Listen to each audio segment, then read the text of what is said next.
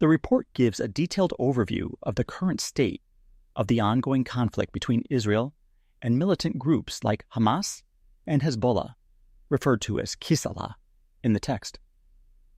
It outlines the military actions, strategic successes, and the ongoing challenges faced by Israel as it continues its operations on multiple fronts. Military dynamics and strategic implications. Hamas and Hezbollah's position. Hamas. The group has suffered significant losses, with its military capabilities severely degraded. Despite this, Hamas continues to show resilience, evidenced by a recent rocket attack near Tel Aviv. The group's decision to continue its guerrilla warfare tactics, even as its formal military operations have been largely dismantled, suggests a shift to a more asymmetric form of conflict. This is a common tactic among insurgent groups when they face overwhelming military superiority, intending to prolong the conflict and impose costs on the opposing force. Hezbollah. Kisala. The IDF's preemptive strike on Hezbollah's positions has been a significant blow to the group, not only in terms of material losses, but also in terms of morale and strategic positioning. The destruction of thousands of rockets and UAVs, along with the elimination of key personnel, highlights the IDF's capacity for high-precision, large-scale military operations.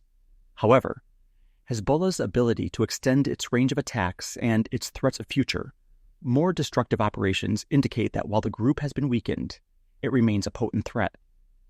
The humiliation of their leadership, especially in the face of failed operations, may indeed make them more desperate, and thus more dangerous. IDF's strategic successes. The IDF's ability to carry out a successful preemptive strike with such precision demonstrates its advanced intelligence capabilities and operational readiness. The involvement of U.S. intelligence highlights the close military cooperation between Israel and the United States, which is critical in maintaining Israel's qualitative military edge in the region. The ongoing resupply of military equipment from the U.S. underscores the strategic partnership and the logistical capabilities of both nations. The sheer volume of supplies, including armored vehicles, munitions, and personal protection gear, is essential for sustaining the IDF's operations across multiple fronts. This resupply effort also sends a message to Israel's adversaries about the unwavering support it receives from the U.S., potentially deterring further escalation. Diplomatic and humanitarian concerns. Ceasefire negotiations. The breakdown in ceasefire negotiations is a significant setback for those hoping for a quick resolution to the conflict. Hamas's refusal to compromise on key issues, such as the release of Israeli hostages and the withdrawal from strategic areas like the Philadelphia corridor, indicates that the group is not yet ready to seek peace. This intransigence, coupled with the ongoing military pressure from the IDF, suggests that the conflict may continue for some time, with further suffering on both sides.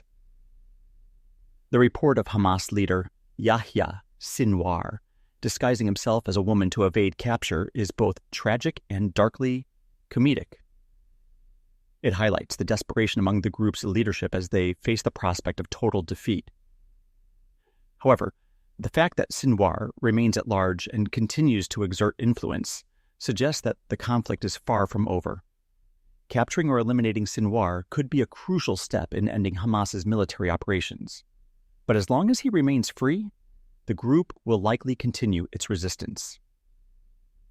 Regional implications and broader context. Impact on regional stability.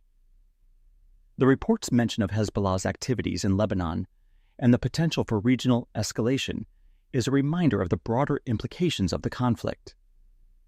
Hezbollah's ties to Iran and its presence in countries like Yemen, Iraq, and Syria mean that any significant escalation could have far-reaching consequences across the Middle East. The IDF's success in deterring Hezbollah, at least temporarily, is crucial in maintaining regional stability, but the situation remains fragile. The broader context of Iran's support for these groups and the ongoing proxy wars in the region adds another layer of complexity.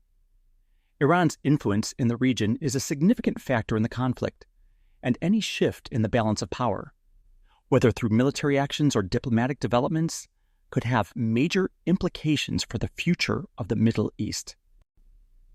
Human cost and the importance of unity. The human toll. The report's conclusion, which lists the names of IDF soldiers who have lost their lives, serves as a poignant reminder of the human cost of this conflict. It is essential to remember that behind the strategic calculations and military operations are individuals and families who bear the brunt of the violence. The call for prayers and support for those affected by the conflict emphasizes the need for unity and compassion in the face of such suffering.